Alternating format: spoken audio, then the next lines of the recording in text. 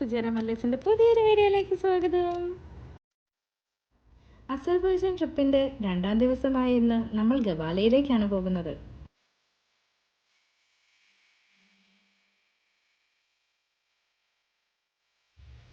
രാവിലെ തന്നെ മഞ്ഞ് കാണാൻ പോകാനുള്ള ഒരുക്കങ്ങളൊക്കെ കഴിഞ്ഞ് ഞങ്ങൾ നിൽക്കുകയാണ്. നമ്മളെടുത്ത പാക്കേജിൽ ഉൾപ്പെടുന്നതായിരുന്നു ഈ ബ്രേക്ക്ഫാസ്റ്റ്. ഫുഡ് ഐറ്റംസ് എല്ലാം നല്ല ചൂടോടെയാണ് അവർ നമ്മൾക്ക് നൽകിയിരുന്നത്. നമ്മൾ ചോദിക്കുന്നതിനനുസരിച്ച് അവർ നമുക്ക് ഓംലെറ്റും ഉണ്ടാക്കി തരുന്നുണ്ടായിരുന്നു. അപ്പോഴേക്കും ഞങ്ങളുടെ വണ്ടി വന്നു. ഞങ്ങൾ പോകാനുള്ള ത്രില്ലിലാണ് കേട്ടോ.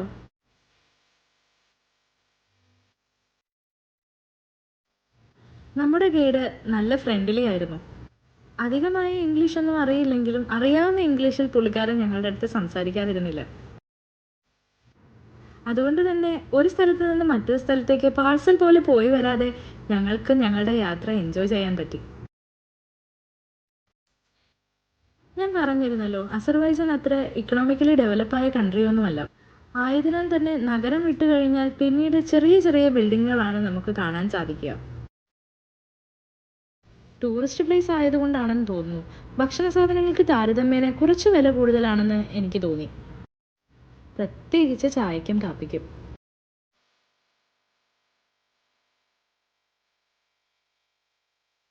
നമ്മൾ താമസിച്ച ആബ ഹോട്ടലിൽ നിന്നും ഏകദേശം 4 മണിക്കൂർ യാത്രയുണ്ടായിരുന്നു ഗബാലയിൽ എത്തിച്ചേരാൻ. പച്ചയും മഞ്ഞയും ഇടകലർന്ന് നിൽക്കുന്ന ഈ ചെടിയെ കാണാൻ നല്ല ഭംഗിയില്ലേ? ഇതാണ് നമ്മുടെ ഗൈഡ്. പുള്ളിയുടെ പേര് ഞാൻ ഓൾറെഡി പറഞ്ഞിരുന്നു, അർസു. ഞങ്ങൾ നവംബർ പകുതിയിലാണ് അവിടെ വിസിറ്റ് ചെയ്തത്. ശരിക്കും അവിടെ സീസൺ സ്റ്റാർട്ട് ചെയ്യുന്നത് നവംബർ ലാസ്റ്റോടു കൂടെയാണ്. എന്നിരുന്നാലും അടിപൊളിയായിരുന്നു കേട്ടോ. ഫോട്ടോയും വീഡിയോയും എടുക്കാൻ പറ്റിയ നല്ലൊരു സ്ഥലം നമ്മുടെ ഗൈഡ് നമുക്ക് കാണിച്ചു തന്നു കേട്ടോ. അതിൻ്റെ അടുത്ത് ചോളം വിൽക്കുന്ന ഒരാളും ഉണ്ടായിരുന്നു. ചോളം എനിക്കത്ര വലിയ താല്പര്യമുള്ള സാധനമൊന്നും അല്ല, എന്നിരുന്നാലും ഞാനും കഴിച്ചു.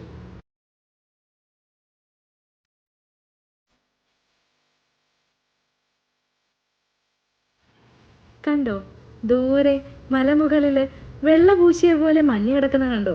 അവിടേക്കാണ് കേട്ടോ നമ്മൾ ഇന്ന് എത്തിച്ചേരാൻ പോകുന്നത്.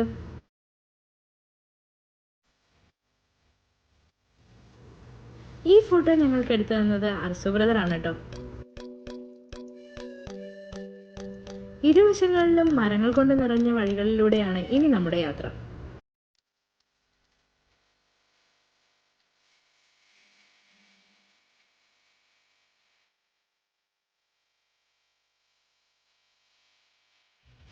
മഞ്ഞയും ചുവപ്പും കലർന്ന ഈ ഇലകൾ ആ പ്രകൃതിക്ക് ഒരു പ്രത്യേക ഭംഗിയാണ് നൽകുന്നത്.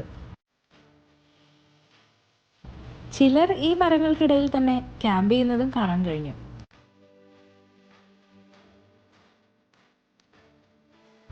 മാത്രവുമല്ല, ചിലയിടങ്ങളിൽ ധാരാളം കൃഷിയിടങ്ങളും കാണാൻ സാധിച്ചു.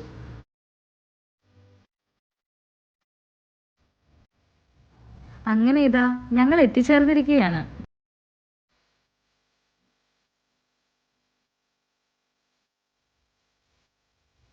ഇവിടെ നിന്ന് മഞ്ഞിന്റെ സ്ഥലത്തേക്ക് എത്താൻ റോപ്പ് വേയിലാണ് പോകേണ്ടത്.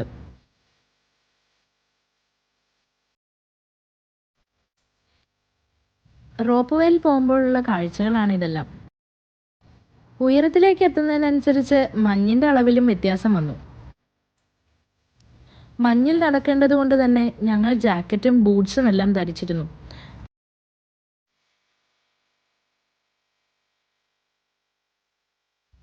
കാലിൽ ബൂട്ട്സ് ധരിക്കാതെ നടന്നാൽ മഞ്ഞിന്റെ ആസ്വാദനം കുറച്ചൊന്ന് ദുസ്സഹമായേക്കാം.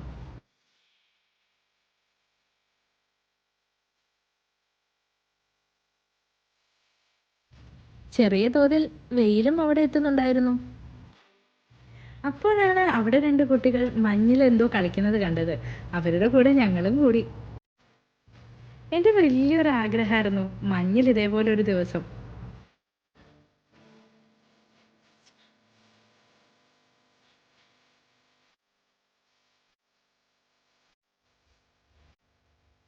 ഈ ഒരു വ്യൂ പോയിന്റിൽ നിന്നും താഴേക്ക് കാണാൻ വളരെ ഭംഗിയായിരുന്നു. ആ മഞ്ഞിന്റെ ഒഴുക്കും ആകാശത്തിന്റെ നീലിമയും വളരെ നല്ലൊരു അനുഭൂതി ഞങ്ങൾക്ക് നൽകി. ഇനി ഞങ്ങൾ പോകുന്നത് ഡാമിലേക്കാണ്. ഡാമിന് വേണ്ടി റോപ്പ് വേ കാത്തു നിൽക്കുകയാണ് ഞങ്ങൾ. മലമുകളിൽ നിന്നുമുള്ള വെള്ളം ഡാമിലേക്ക് എത്തി അവിടെ നിന്ന് ഉത്ഭവിക്കുന്ന ചെറിയ പുഴകളാണ് ഇതെല്ലാം, ഈ നൂല് പോലെ കാണുന്നത്.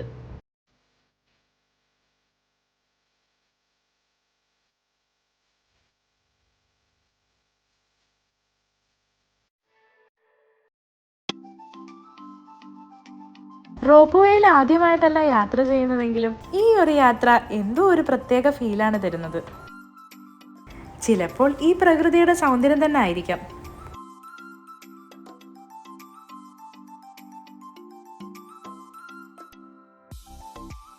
താഴെ എത്തിച്ചേരുമ്പോഴുള്ള കാഴ്ചകൾ എന്തൊക്കെയാണെന്ന് ഞങ്ങൾക്കൊരു പിടുത്തവുമില്ല കേട്ടോ.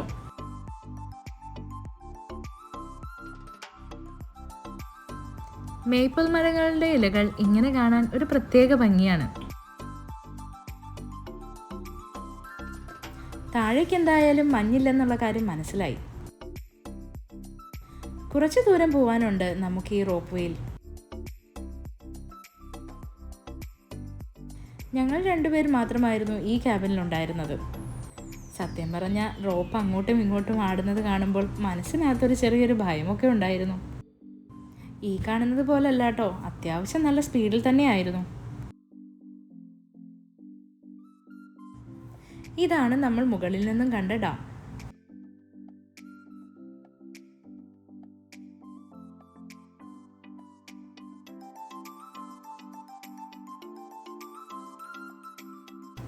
അങ്ങനെ ഞങ്ങൾ മുകളിൽ നിന്നും താഴേക്കെത്തി.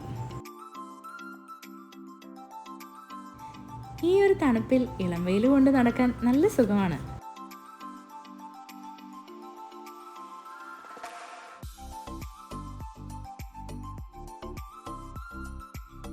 അതുകൊണ്ട് തന്നെ ഒന്ന് ചുറ്റി നടന്ന് കാണാമെന്ന് ഞങ്ങൾ തീരുമാനിച്ചു.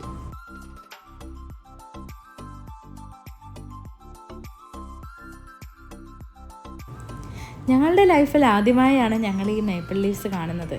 സിനിമകൾ കണ്ടപ്പോഴുള്ള അതേ ഭംഗി തന്നെയാണ് നേരിൽ കാണാനും. ചുറ്റിയടിക്കലിന് ശേഷം വീണ്ടും മുകളിലേക്ക്.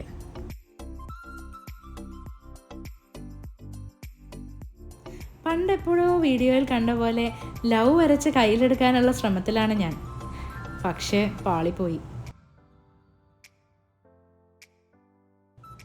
സ്ലിപ്പാവുന്ന സ്ഥലമാണ്, അതുകൊണ്ട് തന്നെ വളരെ സൂക്ഷിച്ചാണ് ഞാൻ നടക്കുന്നത്. അവിടെ 2 ഊഞ്ഞാലുകൾ ഉണ്ടായിരുന്നു. അതിലിരുന്ന് ആടാൻ എനിക്ക് ചെറിയ പേടിയുണ്ടായിരുന്നു. എന്നാലും ഭയത്തെ ഉള്ളിലൊളിപ്പിച്ചുകൊണ്ട് ഒരു കൈ നോക്കി.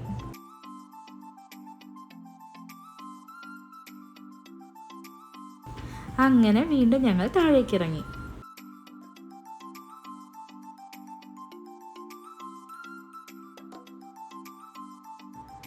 നല്ലപോലെ വിശക്കുന്നുണ്ടായിരുന്നു. രാവിലത്തെ ബ്രേക്ക്ഫാസ്റ്റിന് ശേഷം ഒന്നും കഴിച്ചിട്ടില്ലല്ലോ.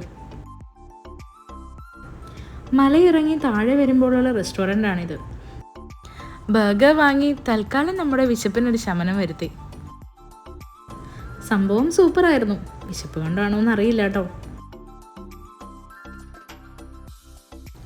2 സ്ഥലങ്ങൾ ഇതിനോടകം ഞങ്ങൾ കവർ ചെയ്ത് കഴിഞ്ഞു. കുറച്ച് റെസ്റ്റ് വേണമെന്ന് ശരീരം വിളിച്ചു പറയാൻ തുടങ്ങി. എങ്കിലും സമയപരിമിതി കൊണ്ട് അടുത്ത സ്ഥലത്തേക്ക് പോയേ മതിയാകൂ. മനസ്സിലെ മനസ്സോടെയാണ് യാത്ര തുടങ്ങിയതെങ്കിലും ഈ സ്ഥലം ഒഴിവാക്കിയിരുന്നെങ്കിൽ വലിയൊരു നഷ്ടമായി പോയേനെ. ഞാൻ ഈ പറഞ്ഞ നഷ്ടം എന്താണെന്ന് ഉടനെ തന്നെ നിങ്ങൾക്ക് മനസ്സിലാകും. ഇതുവരെ കണ്ടതൊന്നും അല്ല മഞ്ഞ്. ദേ കണ്ടില്ലേ, മെത്ത വിരിച്ച പോലെ കിടക്കുന്നത്. ഇപ്പം ഞാൻ പോകുന്നത് അതിസാഹസികമായ ഒരു ഊഞ്ഞാലാട്ടത്തിനാണ്. അതിൽ നിന്ന് പിന്തിരിപ്പിക്കാൻ ഒരുപാട് നോക്കിയെങ്കിലും എന്തോ എനിക്ക് അതിൽ നിന്ന് പിന്മാറാൻ തോന്നിയില്ല. അഡ്വഞ്ചറുകൾ ഏറ്റെടുക്കാതെ എന്ത് ലൈഫാണല്ലേ. കണ്ടോ, ഇതാണ് സാഹസികമായ ആ ഊഞ്ഞാലാട്ടം. ഇതിൻ്റെ പേര് സ്ലിംഗ് ഷോട്ട് എന്നാണ്. പക്ഷെ നമ്മൾ മലയാളികൾക്ക് ഇത് ഊഞ്ഞാലാട്ടമാണ്. പ്രത്യേകമായ കൺസെൻറ്റും അതിനുള്ള സേഫ്റ്റി മെഷേഴ്സും നമ്മൾ ഇടേണ്ടതുണ്ട്. എന്നെ അതിശയപ്പെടുത്തിയത് ഇതൊന്നുമല്ല. കണ്ടില്ലേ, എൻ്റെ കൂടെ ഒരു വയസ്സായ സ്ത്രീ നിൽപ്പുണ്ട്. അവർ ഈ ഊഞ്ഞാലാട്ടത്തിന് വന്നതാണ്. അവർ ഇത്രയും ഇനീഷ്യേറ്റീവ് കാണിക്കുമ്പോൾ ഞാൻ അതിൻ്റെ കുറച്ചെങ്കിലും കാണിക്കണ്ടേ. അവരവരുടെ വെഡ്ഡിങ് ആനിവേഴ്സറി ആഘോഷിക്കാൻ വന്നതാണ്. അങ്ങനെ ഇതാ ഞാൻ ഊഞ്ഞാലിലേക്ക് കയറിയിരുന്നു. കുറച്ച് ഉയരത്തിലാണ് ഊഞ്ഞാൽ, അതുകൊണ്ടാണ് ആ ഫുഡ് സ്റ്റെപ്പ്. നമ്മുടെ ശരീരത്തിൽ അണിഞ്ഞിരിക്കുന്ന ബെൽറ്റിൽ നിന്നുള്ള ഹുക്കുകൾ ആ ഊഞ്ഞാലിൽ ബന്ധിക്കുന്നുണ്ട്. സത്യം പറഞ്ഞാൽ കുറച്ച് റിസ്ക് പിടിച്ച പരിപാടി തന്നെയാണ്. അതുകൊണ്ടാണ് അവർ സമ്മതപത്രത്തിൽ സൈൻ ചെയ്യിപ്പിക്കുന്നത്.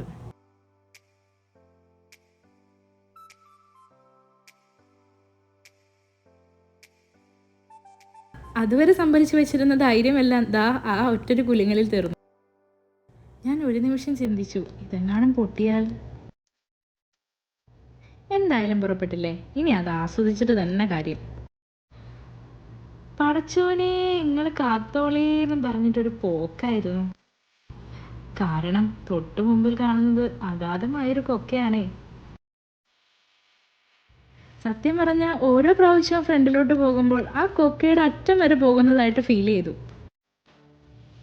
നല്ല സ്പീഡിലാണ് കേട്ടോ ഊഞ്ഞാലാടുന്നത്. ആ തണുപ്പിനെ കീറി മുറിച്ച് ഊഞ്ഞാലിലിരുന്നാടുമ്പോൾ മുഖവും കൈയും എല്ലാം തണുത്ത് മരവിക്കുകയാണ്. അങ്ങനെ ഊഞ്ഞാലാട്ടം എല്ലാം കഴിഞ്ഞ് ഞാനൊരു ധീര വനിതയെ പോലെ നടന്നു. അങ്ങനെ ഇപ്പം ഞാൻ മാത്രം മെയിനായ പോരല്ലോ, അദ്ദേഹത്തിന് വേണ്ടേ? ടിക്ടോക്കിലിടാനുള്ള വീഡിയോ ആണ് ലക്ഷ്യം. കയ്യിൽ അണിയുന്ന ഗ്ലൗസ് എടുക്കാൻ ഞങ്ങൾ മറന്നുപോയി. ഇത്രയും മഞ്ഞ് കണ്ടിട്ട് എങ്ങനെയാ മഞ്ഞിൽ കളിക്കാതിരിക്കുന്നത്? എത്തി നോക്കിക്കൊണ്ടിരുന്ന സൂര്യന്റെ വെളിച്ചം ക്രമേണ കുറഞ്ഞു വന്നു. എങ്ങും മൂടൽമഞ്ഞ് മാത്രം. ഇവിടുന്ന് പോരാൻ വലിയ താല്പര്യമൊന്നും ഇല്ലെങ്കിലും അടുത്ത സ്ഥലത്തേക്ക് പോകാനുള്ള വിളി വന്നതുകൊണ്ട് ഞങ്ങൾ ഇങ്ങ് താഴോട്ട് ഇറങ്ങി. ഇനിയും തല കവർ ചെയ്യാതെ നടന്നാൽ പണി കിട്ടും. അതുകൊണ്ട് തന്നെ ഞാൻ എൻ്റെ ക്യാപ്പ് എടുത്തു വെച്ചു. അവിടെ നിന്ന് ഞങ്ങൾ നേരെ എത്തിച്ചേർന്നത് ഈ നുഹൂർ തടാകത്തിലാണ്. ഈ തടാകത്തിലാണെങ്കിൽ നമുക്ക് സെൽഫ് റൈഡ് ചെയ്യാനുള്ള ബോട്ടുകളും അവൈലബിൾ ആണ്. സ്വന്തമായി തുഴഞ്ഞു പോകുന്നത് കൊണ്ടാണെന്ന് തോന്നുന്നു ബോട്ട് നീങ്ങാൻ അല്പം ബുദ്ധിമുട്ടുള്ളതായി തോന്നി.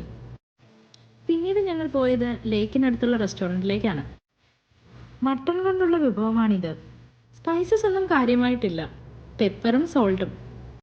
സത്യത്തിൽ ഡിഷിൻ്റെ നെയിമൊന്നും അറിയില്ല, പക്ഷേ ഡിലീഷ്യസ് ആയിരുന്നു. ഈ ഭക്ഷണം കഴിഞ്ഞ് ഞങ്ങൾ നേരെ ഹോട്ടലിലേക്കാണ് പോയത്. ഇതോടുകൂടെ ഇന്നത്തെ പ്രോഗ്രാം ഞങ്ങൾ വൈൻഡപ്പ് ചെയ്യുകയാണ്. നാളത്തെ വീഡിയോ ഒരുപാട് എക്സൈറ്റ്മെൻ്റ് ഉള്ളതാണ്. നാളെയാണ് നാഷണൽ ഡേ. എല്ലായിടത്തും ആഘോഷങ്ങളാണ്, അതിൽ ഞങ്ങളും പങ്കാളികളായി. കൂടുതൽ വിശദാംശങ്ങൾ നാളത്തെ വീഡിയോയിൽ. ഈ വീഡിയോ നിങ്ങൾ എൻജോയ് ചെയ്തെങ്കിൽ ലൈക്ക് ചെയ്യാനും ഷെയർ ചെയ്യാനും സബ്സ്ക്രൈബ് ചെയ്യാനും മറക്കരുതേ. Thanks for watching.